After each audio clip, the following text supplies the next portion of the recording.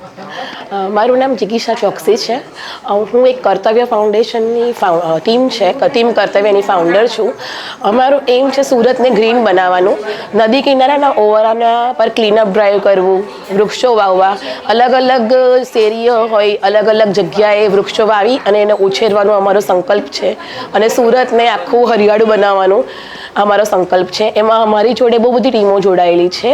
અને બીજું કામ છે અમારું કે ઇન્ટિરિયર વિલેજના બાળકો માટે એજ્યુકેશનલ હેલ્પ એ લોકોને મળી રહે, એ લોકો સારી રીતે ભણી શકે એને માટે પ્રોત્સાહન આપવાનું છે. મારા અંડર લગભગ 7 જેટલા ગામો આવેલા છે. એ છોકરાઓ માટે અમે જેટલી પણ જરૂરિયાતની વસ્તુઓ છે બેઝિક એ પૂરી પાડીએ છીએ.